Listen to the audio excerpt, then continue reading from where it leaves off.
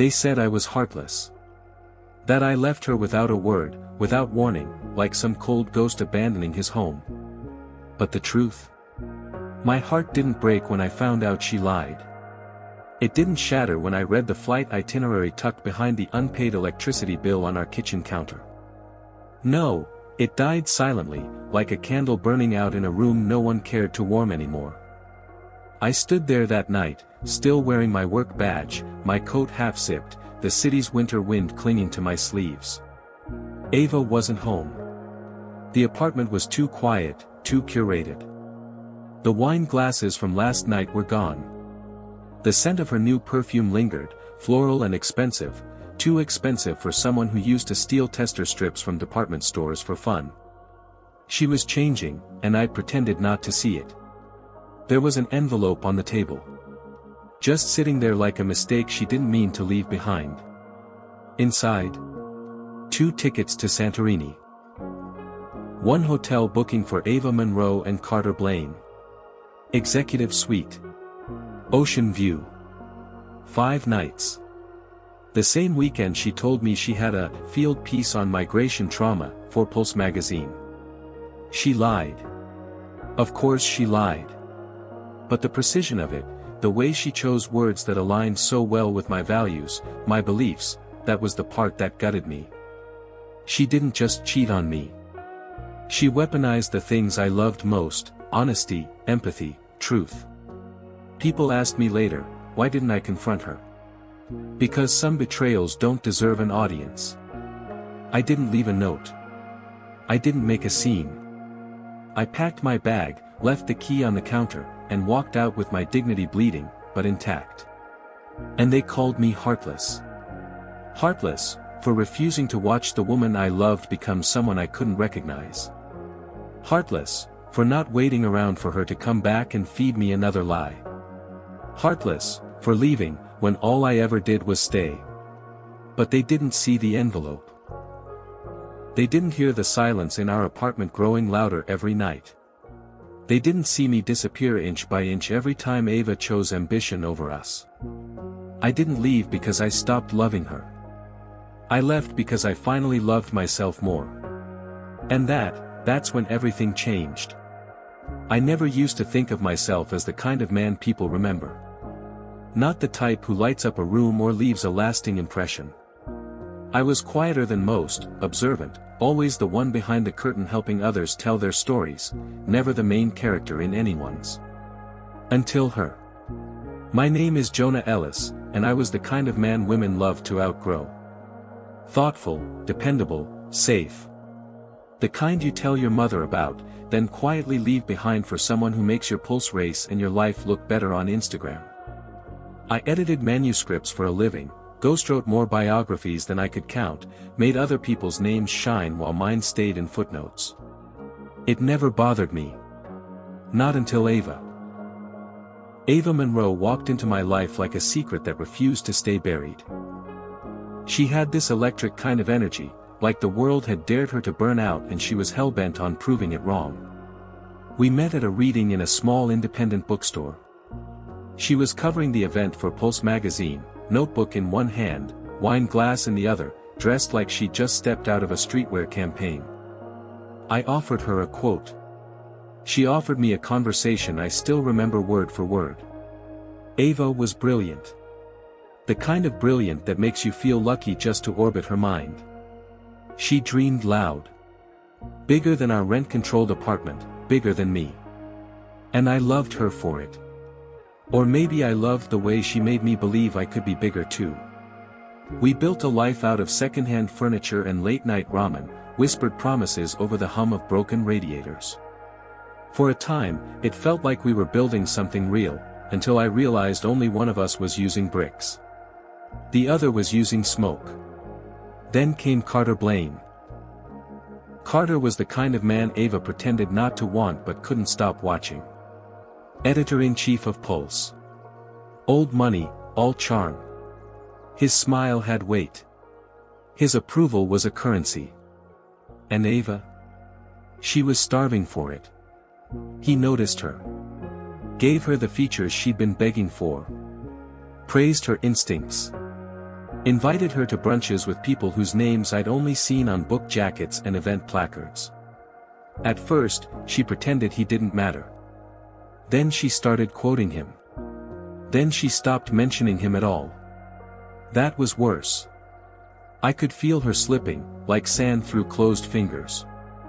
I told myself I was paranoid. Insecure. Just tired. But sometimes your gut knows what your heart refuses to accept. I didn't want to be jealous. I wanted to believe in her. I wanted her to believe in me. But every time I looked into her eyes, I saw reflections of a future I wasn't in. Then came the envelope. After that, I stopped wondering. Ava left more than just betrayal in her wake. She left silence, and questions with no good answers. I buried myself in work. Moved into a one-bedroom above a bookstore. Swore off love. Until Eleanor. Eleanor Carlisle was nothing like Ava. Where Ava was a wildfire, Eleanor was in quiet water.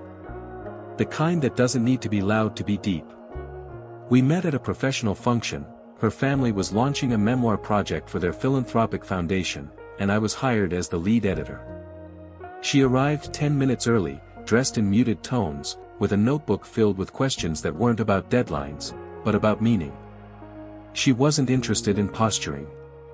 She asked about my process. My thoughts on literary integrity. She didn't try to sell herself. She listened. Really listened. At first, I was cold. Not unkind, just careful. I had nothing left to offer anyone, least of all a woman with her last name. Carlisle meant old money, old power. The kind of circles Ava used to dream about. But Eleanor didn't treat her legacy like a throne, she treated it like a tool. She used her privilege to elevate others. She never asked me about my past, never poked at old wounds. She gave me space and silence. And in that silence, I found breath again. I didn't fall in love with her quickly. But I felt truthful. There were no grand declarations. No whirlwind nights or luxury escapes. Just shared coffees, mutual respect, and a growing feeling that maybe, just maybe, not all women see love as a stepping stone. By the time I realized Eleanor wasn't a rebound but a new beginning, I had already begun to rewrite not just my career, but my self-worth. And when she proposed, to me, I understood what real power felt like. It wasn't wealth, or status, or revenge. It was being seen, finally, by someone who didn't want to change you, but wanted to stay. They say love is either lightning or a slow sunrise. Ava was lightning, brilliant, dangerous, and gone before I even understood the damage. Eleanor was at the sunrise. When I first met her, I didn't see her as a woman I could fall for. She was just another client. A project. A charity memoir tied to the Carlisle legacy, a long, indulgent draft written by her grandfather's ghostwriter.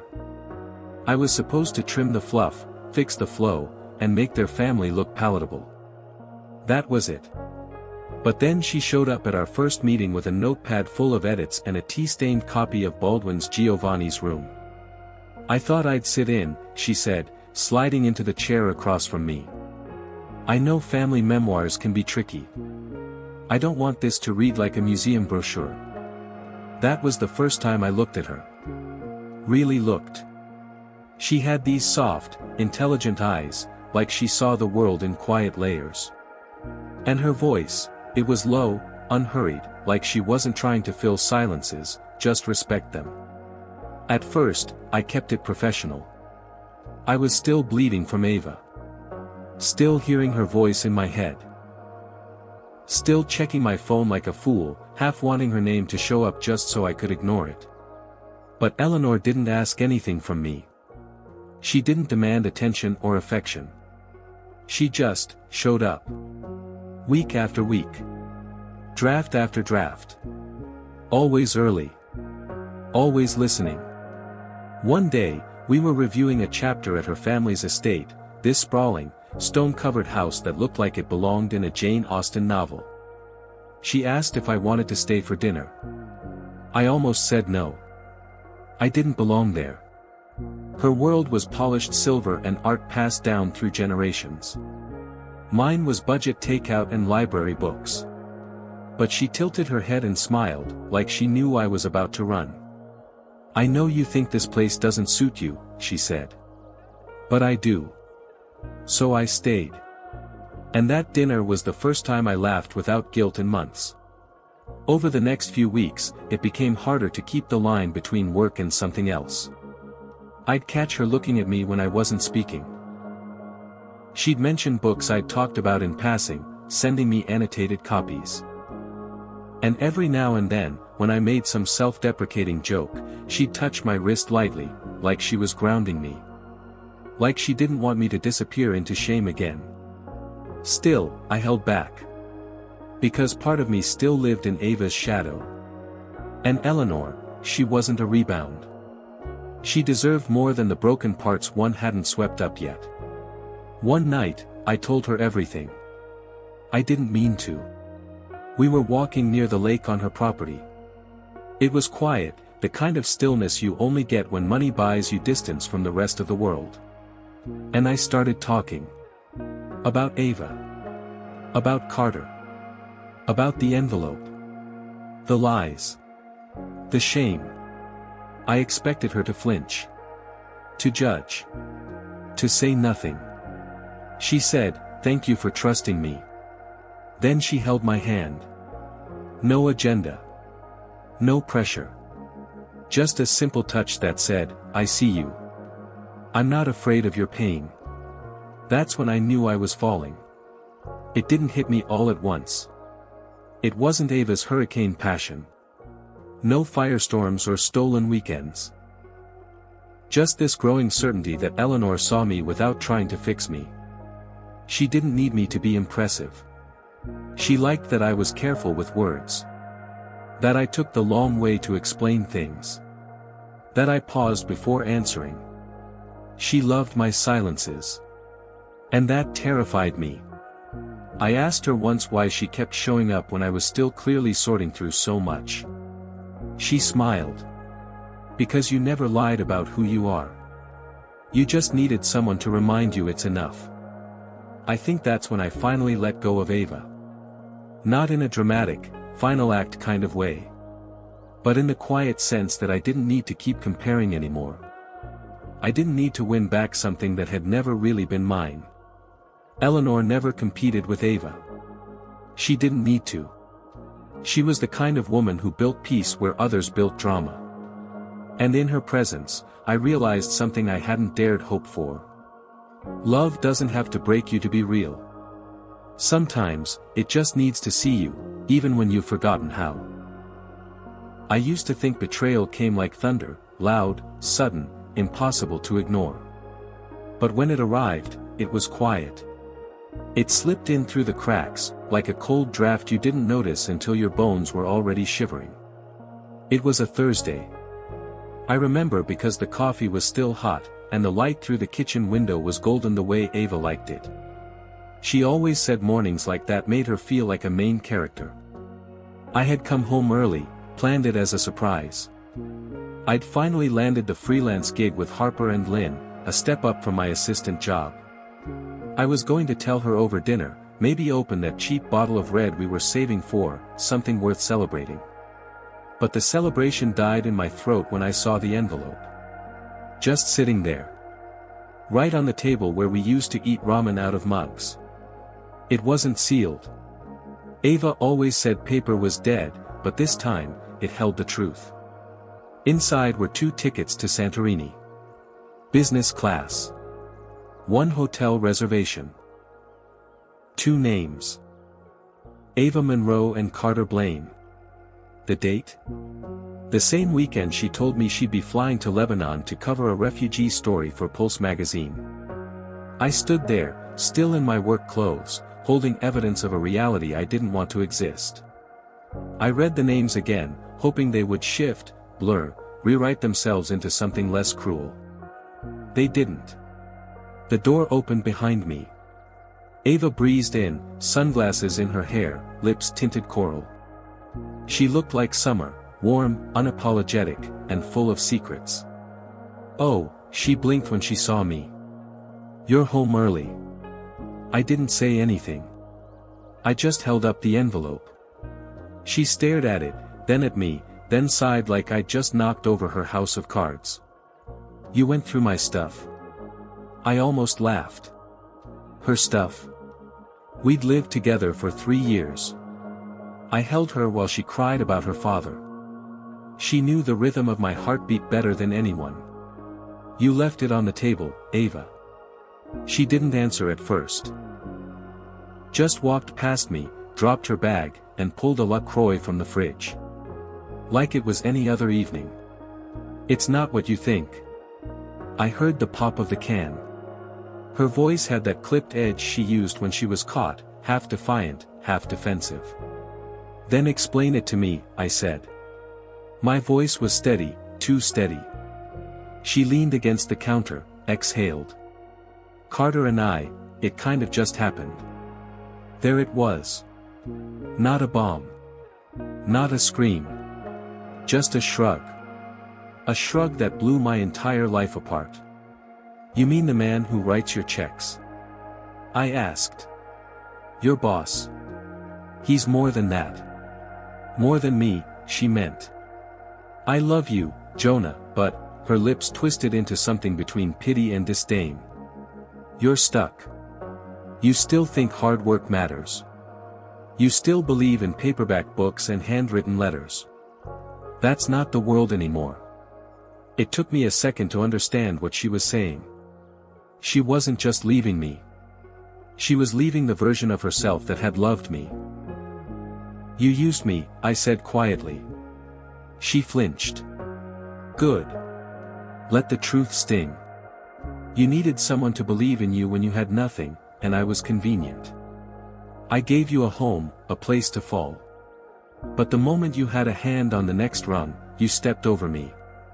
"That's not fair," she snapped. "Isn't it?" She looked away. I could have screamed. "Throw something." Begged. But I didn't.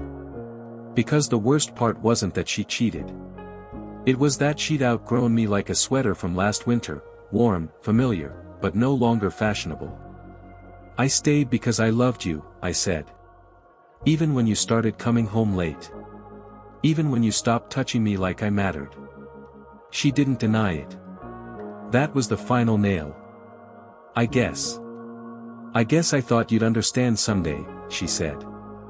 "Maybe you'd find your own thing and stop making me feel guilty for evolving." "Evolving?" I repeated. "Is that what we're calling betrayal now?" She rolled her eyes and turned toward the bedroom. I couldn't watch her walk into the place we'd made love, fought, dreamed. I left the envelope on the counter and walked out. No slamming doors. No dramatic monologue. Just silence.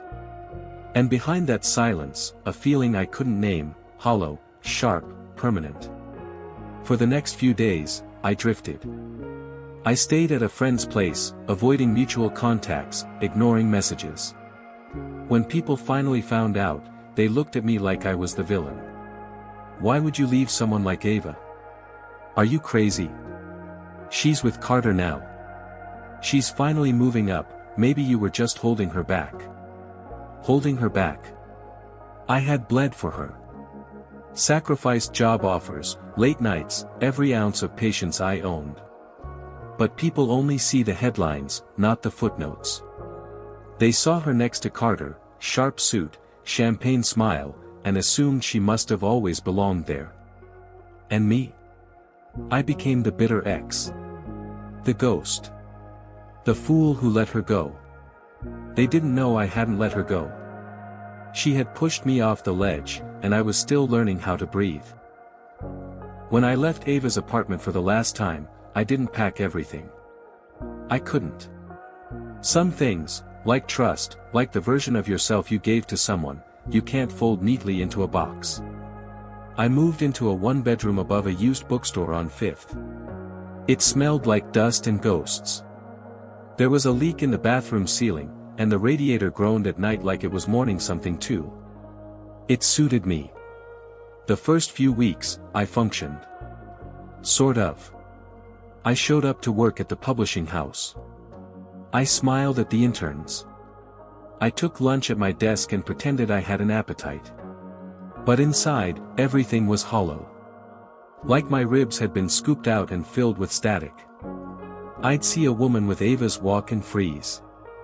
Hear a laugh that resembled hers and feel my spine stiffen like bone remembering pain. The worst part? No one knew what had really happened. Our friends, well, her friends, assumed I couldn't handle her success. That I was intimidated by Carter. That I left out of bitterness. And Ava didn't correct them. Why would she? Letting me be the villain gave her the perfect escape hatch. I tried to keep moving. I tried not to think about the Santorini tickets. About how long she'd been planning her escape while still letting me hold her at night. But grief has a way of showing up in mundane things. In laundry detergent scents. In songs you never liked until they reminded you of someone. In the way your body forgets they're gone and still turns to say, "Hey, guess what happened today?" One night, I came home and found I'd left the hallway light on. I stood in the doorway for 20 minutes, just staring, thinking, what if she was still here? What if this was a dream I hadn't woken up from yet? Then I laughed. Not a sane laugh. A bitter, sharp sound that tasted like metal in my throat. That was the moment it hit me. She didn't just break my heart. She rewrote my story without my consent. I became a plot device in her climb. A gentle chapter she could close once something shinier arrived. It was rage that started to wake me up. Not the red-hot, destructive kind. No. This was colder. Quieter. It whispered, you gave her the best of you, and she sold it for a view of the Aegean. And then came the worst realization of all, I had no idea who I was without her. Not anymore. I had wrapped so much of my worth around being enough for her. Her love had been my mirror, and now I was staring into cracked glass.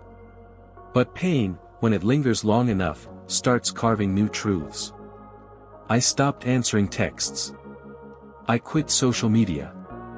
I went to work, came home, read obsessively, anything to drown out the noise. I didn't want to be seen, not until I could decide who I was again. That's when Eleanor came back into my life. She knocked on my door one afternoon, holding a manuscript and a cup of black coffee. I figured you might need something warm to read, she said softly. She didn't ask why I looked like I hadn't slept in weeks. She didn't prod. She just sat with me, while I stayed silent. And for the first time in months, I didn't feel like I was unraveling alone. That's when I realized, healing doesn't start with answers. It starts with being seen by someone who doesn't look away. But that didn't mean I was done bleeding. No. The reckoning was only beginning. And I knew now, I wouldn't let this story end with me defeated. I didn't wake up one day thirsting for revenge. It crept in like mold under wallpaper, slow, silent, inevitable. At first, I told myself I'd moved on. Ava was gone.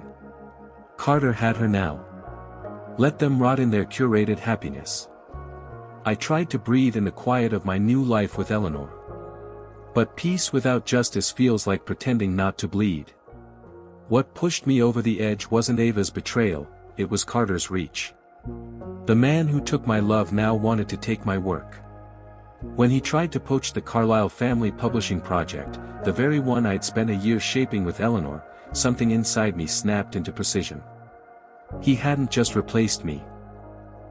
He was trying to erase me. That was when the plan began to take shape, not out of spite, but out of survival. Ava and Carter had rewritten my ending like I was a footnote in their power play. I wouldn't just rewrite the script. I'd make sure they remembered every word I removed from them. I started where all good stories do, with subtle foreshadowing.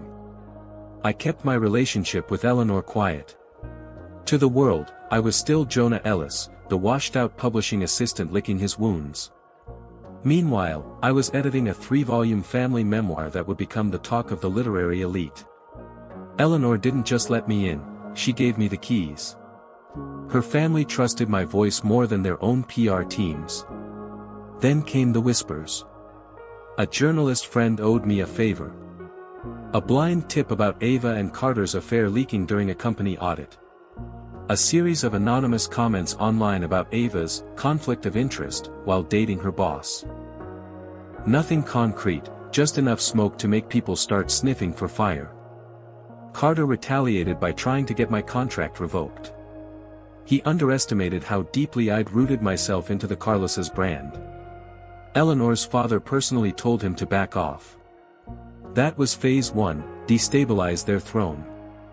Phase 2 was public reclamation. We sent out wedding invitations. Nothing flashy, just refined. The sort of envelope that screams old money. Of course, Carter and Ava were on the guest list. Eleanor was too gracious to leave them out. She knew what this meant to me, even if we never said it aloud. I prepped the wedding like a stage director, every detail choreographed. No big media coverage, just discreet buzz in the right literary circles. Enough for Ava's curiosity to eat her alive. I knew she'd come. I had to fight the urge to write a speech just to destroy her. But revenge without elegance is just bitterness in drag. I needed them to see it, not hear it.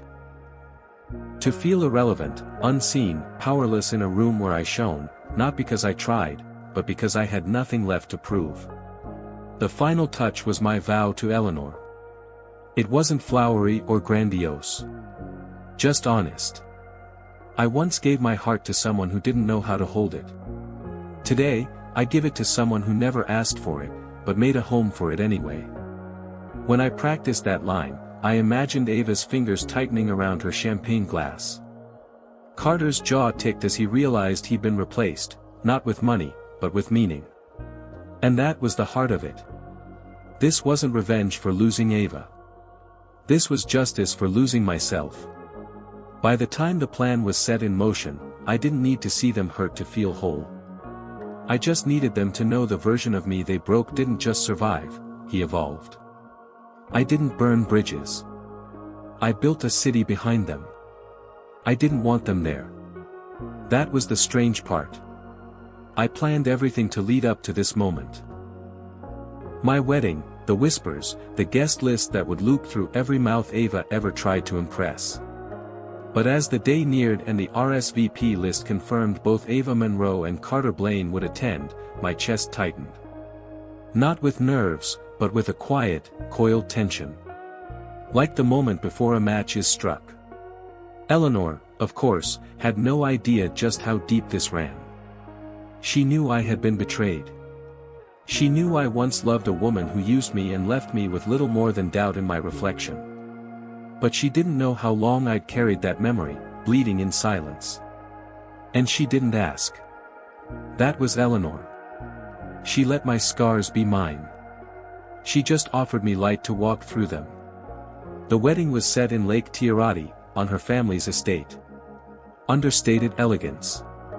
Ivy-laced pergolas, white roses curling around ancient stone. Nothing ostentatious, just timeless beauty. That morning, I stood before the mirror in my tailored navy tux, watching the man I'd become. I no longer looked like the Jonah Ava once manipulated. My eyes no longer searched for worth in someone else's gaze. My shoulders weren't slumped with hesitation. I was calm. Steady. But not empty. I was ready. The first time I saw Ava that day, it was during the cocktail hour. She wore red, of course she did. Bold, performative, unapologetic. She stood by Carter's side, sipping champagne, lips curved in a smug little arc. She spotted me. Her smirk faltered. Just for a flicker.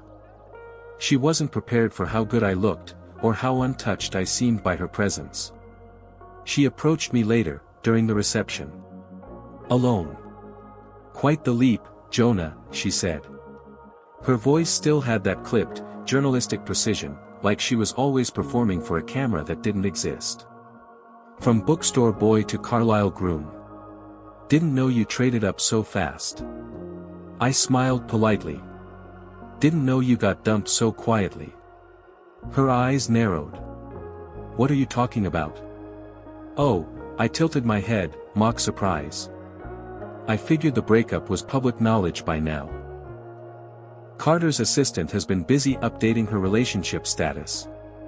Her composure cracked, barely. A twitch of her jaw. A shift in her stance. The seed was planted. I let her stew in it. Didn't say more. I didn't need to. The ceremony began just before sunset. Gold poured across the garden. Eleanor appeared like moonlight dressed in silk. And as I said my vows, I didn't just speak to her, I spoke to every version of myself that Ava tried to erase. I told Eleanor, and the world, that I'd found someone who didn't measure me by my net worth or network, but by the way I carried brokenness with dignity. At the reception, my best man gave his toast. Then it was my turn. I stepped up to the mic. The champagne flutes tingled. 1,000 eyes waited. I want to thank everyone for being here, I began, voice clear. Especially those who knew me before I became this version of myself. A pause. I scanned the crowd. Let my gaze settle, just briefly, on Ava. Some of you knew me when I was still learning how to love. When I believed love meant giving endlessly, without needing to be chosen in return. I saw her flinch. Just a ripple. But heartbreak has a way of becoming your best teacher. It teaches you what you deserve. What not to tolerate. It teaches you that sometimes the most loving thing you can do, is walk away. Carter stared at the table. Ava sipped her champagne like it could mask the heat rising in her cheeks. And for that, I added softly, I'm grateful. Grateful for the betrayals that cleared the path to someone who sees me, not as a stepping stone, but as a partner. The applause broke. But not from Ava. Not from Carter. That was enough. But I wasn't done. 3 weeks before the wedding, I'd quietly donated to the Storylist, an anonymous investigative blog. A full dossier, Carter's workplace harassment reports, his coercive hiring practices, and the little affair he tried to bury with one of Pulse's interns, after Ava. I made sure it dropped the night after our wedding. By the time the honeymoon flight landed in Florence, his face was plastered across every media ethics outlet. Sponsors pulled back. Board members panicked. The magazine he ruled like a god was now pulling strings just to keep its name out of courtrooms. Ava, predictably, tried to pivot. She released a post, I had no knowledge of Carter's actions. My own relationship with him ended months ago. I'm committed to empowering women in the media. But screenshots of her berating that in turn in a private message were already circling. They both burned. Quietly. Thoroughly. And me? I didn't gloat. I didn't need to. Eleanor and I spent our honeymoon exploring Tuscan vineyards, walking cobblestone alleys, and sleeping in sheets that smelled like lavender and sunlight. I never once mentioned Ava. I didn't need to anymore. The revenge wasn't about ruining them, it was about reclaiming me. And when I lay next to Eleanor, her head on my shoulder, her breath soft against my chest, I realized something even deeper. I didn't just win. I healed. I stood on the penthouse balcony of the Carlisle Grand, the city lights glittering below like someone had spilled a box of diamonds across black velvet. My tux jacket was slung over the railing, my shirt slightly unbuttoned, my new wedding band catching moonlight like it knew this moment mattered. Eleanor came up behind me, slipping her arms around my waist. Her presence was quiet, but grounding, like gravity, gentle and inescapable. Was it enough? She asked, her chin resting on my shoulder. I knew what she meant. She always knew. I looked down at the empty champagne glass in my hand, then out at the skyline. Almost, I said. It was never about hurting them. I just wanted the part of me they tried to bury, to live again. Because that's what betrayal does, it doesn't just break your heart. It makes you question if you ever really existed in someone else's world.